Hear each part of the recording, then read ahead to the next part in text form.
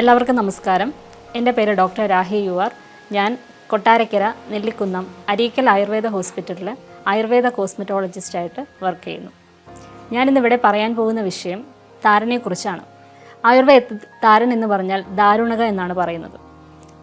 ആയുർവേദത്തിൽ പറയുന്നതെന്ന് വെച്ചാൽ നമ്മൾ വാത കഫ ദോഷം കൊണ്ടുണ്ടാകുന്ന ബുദ്ധിമുട്ടുകൾ കൊണ്ടാണ് താരൻ ഉണ്ടാകുന്നത്. അപ്പോൾ താരൻ തന്നെ പല രീതിയിലുണ്ട്. ഇപ്പോൾ പൊടിയായിട്ടുള്ള താരനുണ്ട്, അതുപോലെ തന്നെ പൊറ്റ പോലെ വരുന്ന താരനുണ്ട്. ചിലവരുടെ തലയിലാണെങ്കിൽ കുരുക്കളായിട്ടാണ് താരൻ കാണുക. ഒ പിയിൽ വരുന്ന ഒരു കൂടുതൽ പേരും താരൻ്റെ ബുദ്ധിമുട്ടുകൾ അനുഭവിക്കുന്നവരാണ്. ഇപ്പോൾ എല്ലാവരും വന്നിട്ട് തന്നെ ചോദിക്കുന്ന ഒരു കാര്യമാണ്, ഡോക്ടറെ താരൻ മാറാനായിട്ട് എന്തെങ്കിലും ഓയിലുണ്ടോ, പിന്നെ എന്തെങ്കിലും ഷാമ്പൂ ഉണ്ടോ എന്ന്. താരൻ ഒരിക്കലും ഓയിൽ ഉപയോഗിച്ചുകൊണ്ടോ ഒന്നും താരൻ മാറില്ല. താരന് ഒരുപാട് കാരണങ്ങളുണ്ട്. ഇപ്പോൾ കാണുന്ന എല്ലാം താരൻ ആയിരിക്കില്ല. ഇപ്പോൾ സെബോറിക് ഡെർമറ്റൈറ്റിസ്, അതുപോലെ ടീനിയ ക്യാപിറ്റിസ്, സ്കാൽപ്പ് സോറിയാസിസ്, ഇങ്ങനെ ഒരുപാട്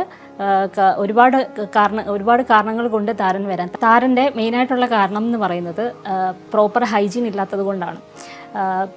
അതുപോലെ ഡസ്റ്റ് അലർജി, ഇപ്പോൾ തണുപ്പ് സമയത്തും താരൻ കൂടാറുണ്ട്, അതുപോലെ വേനൽ സമയത്തും താരൻ കൂടാറുണ്ട്, അതുപോലെ എന്തെങ്കിലും കെമിക്കൽസിൻ്റെ ഉപയോഗങ്ങൾ കൊണ്ട് താരൻ വരാറുണ്ട്. താരന് ഒരുപാട് കാരണങ്ങളുണ്ട്. ഇപ്പോൾ പ്രോപ്പർ ഹൈജീൻ ഇല്ലാതെ വരുന്നതും താരനൊരു കാരണമാണ്. അതുപോലെ തന്നെ നമ്മൾ ഒരുപാട് ഡസ്റ്റ് എക്സ്പോഷർ വരുമ്പോഴും താരൻ കൂടാൻ കാരണമാണ്. അതുപോലെ ഇപ്പോൾ വേനൽ സമയത്ത് താരൻ കൂടാറുണ്ട്, തണുപ്പ് സമയത്ത് താരൻ കൂടാറുണ്ട്. ഇപ്പോൾ എന്തെങ്കിലും കെമിക്കൽസിൻ്റെ ഉപയോഗങ്ങൾ കൊണ്ട് താരൻ കൂടും. അനീമിക്കിൻ്റെ പ്രശ്നമുള്ളവർക്ക് താരൻ ഉണ്ടാവാറുണ്ട്. അതായത് ഇപ്പോൾ അബ്സോർപ്ഷൻ കറക്റ്റായിട്ട് നടന്നില്ല എങ്കിൽ അത് താരന് കാരണമാവാറുണ്ട്. അതുപോലെ ഒബിസിറ്റി ഉള്ളവർക്കും താരൻ വരും. അതുപോലെ PCOD എന്തെങ്കിലും വിഷയങ്ങളുണ്ടെങ്കിൽ അത് താരന് കാരണമാവാറുണ്ട്. ഇങ്ങനെ ഒരുപാട് കാരണങ്ങളുണ്ട് താരന്. അപ്പോൾ നമ്മളൊരു ഓയിൽ ഉപയോഗിച്ചത് കൊണ്ടോ അല്ലെങ്കിൽ ഒരു ഷാമ്പു ഉപയോഗിച്ചത് കൊണ്ടോ താരൻ മാറണമെന്നില്ല. ഇപ്പോൾ അതിന് കറക്റ്റായിട്ട് ഉള്ളിലുള്ള ഇൻറ്റേർണലി മെഡിസിൻസും കൂടെ കൊടുത്ത് കറക്റ്റ് ചെയ്താലേ താരൻ കംപ്ലീറ്റ് ആയിട്ട് നമുക്ക് മാറ്റാനായിട്ട് സാധിക്കുകയുള്ളൂ. ഇപ്പോൾ ഒ പിയിൽ വരുന്ന കൂടുതൽ പേരും ഈ ഒരു ബുദ്ധിമുട്ടുകൾ അനുഭവിക്കുന്നവരാണ്. താരൻ്റെ ഇഷ്യൂസ് ആദ്യമേ ഉടനെ അവർ ചോദിക്കുന്ന കാര്യമാണ്, ഡോക്ടർ എന്തെങ്കിലും ഓയിലുണ്ടോ അല്ലെങ്കിൽ എന്തെങ്കിലും ഷാമ്പു ഉണ്ടോ താരൻ മാറാനാണ്. ഇതൊന്നും ഓയിൽ ഉപയോഗിച്ചത് കൊണ്ടോ അല്ലെങ്കിൽ എന്തെങ്കിലും ഷാമ്പു ഉപയോഗിച്ചത് കൊണ്ടോ താരൻ മാറണമെന്നില്ല. നമ്മൾ കറക്റ്റായിട്ട് അത് എന്താണെന്ന് ഡയഗ്നോസ് ചെയ്തിട്ട്, ഇപ്പോൾ താരന് ഒരുപാട് ഞാൻ പറഞ്ഞില്ലേ, സെബോറിക് ഡെർമറ്റൈറ്റിസ്, ടീനിയ ക്യാപിറ്റൈറ്റിസ്, ഇങ്ങനെ ഒരുപാടുണ്ട്. അപ്പോൾ അത് നമ്മൾ താരനായിട്ട് തെറ്റിദ്ധരിച്ചിട്ട് ഇപ്പോൾ മിക്കുള്ളവരും വീട്ടിൽ തന്നെയാണ് സ്വയം ചികിത്സയാണ് ചെയ്യുന്നത്. അപ്പോൾ അങ്ങനെയൊന്നും ചെയ്യരുത്. ഒരു ഡോക്ടറെ സമീപിച്ച് അത് എന്താണെന്ന് കറക്റ്റായിട്ട് ഡയഗ്നോസ് ചെയ്തിട്ട് അതിന് വേണ്ട ട്രീറ്റ്മെൻറ്റാണ് എടുക്കേണ്ടത്. പുറമേ ഒരു കാര്യം ചെയ്തിട്ട് താരൻ മാറണം എന്നില്ല. ഉള്ളിൽ തന്നെ അതിന് വേണ്ട ആവശ്യമായിട്ടുള്ള ഇൻറ്റേർണലി മെഡിസിൻസും കൂടെ കൊടുത്ത് കറക്റ്റ് ചെയ്താലേ താരന് കംപ്ലീറ്റ് ആയിട്ട് മാറുള്ളൂ. ആയുർവേദത്തിൽ ഇതിൽ ഒരുപാട് ട്രീറ്റ്മെൻറ്റ്സ് പറയുന്നുണ്ട്. ഇപ്പോൾ നമുക്ക് തല പൊതിച്ചിലായാലും പക്ഷേ ക്ലെൻസിങ് ചെയ്യുക, പ്യൂരിഫിക്കേഷൻ മെത്തേഡ്സും ഉണ്ട്. അതുപോലെ തന്നെ നമ്മൾ തല തണുപ്പിക്കുന്ന കാര്യങ്ങൾ, അങ്ങനെ ഒരുപാട് ട്രീറ്റ്മെൻറ്റുകൾ ആയുർവേദത്തിലുണ്ട്.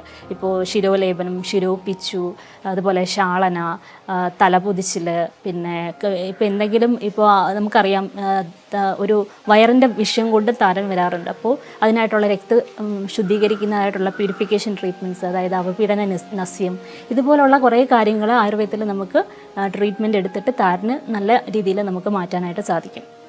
അതുപോലെ വേണ്ട ഇൻറ്റേർണൽ മെഡിസിൻസ്, പിന്നെ അതുപോലെ ആവശ്യമെങ്കിൽ നമുക്ക് രക്തം ശുദ്ധീകരിക്കുന്നതായിട്ടുള്ള ട്രീറ്റ്മെൻറ്റ്, ജലൗക, അതായത് അട്ടയെ കടിപ്പിച്ച് രക്തം ശുദ്ധീകരിക്കുന്ന ട്രീറ്റ്മെൻറ്റുകളായാലും കപ്പിംഗ് ആയാലും, ഇപ്പോൾ ഏതാണ് ഒരാൾക്ക് വേണ്ടത് അത് വ്യക്തമായി വിശദമായ ഒരു ഡോക്ടറെ സമീപിച്ച് എന്താണെന്ന് ഡയഗ്നോസ് ചെയ്തിട്ട് വേണം താരനായിട്ട് സ്വയം ട്രീറ്റ്മെൻറ്റ് ചെയ്യരുത്. താരൻ നമുക്കറിയാം, പൊടിയായിട്ടുള്ള താരനുണ്ട്, അതുപോലെ പൊറ്റ പോലിരിക്കുന്ന താരനുണ്ട്. ഇപ്പോൾ ഓയിൽ ഇട്ടാൽ കൂടുന്ന താരനുണ്ട്, ഓയിൽ ഇട്ടില്ലെങ്കിൽ കൂടുന്ന താരനുണ്ട്. അതുപോലെ വേനൽ സമയത്ത് കൂടുന്ന താരനുണ്ട്, തണുപ്പ് സമയത്ത് താരൻ കാണാറുണ്ട്.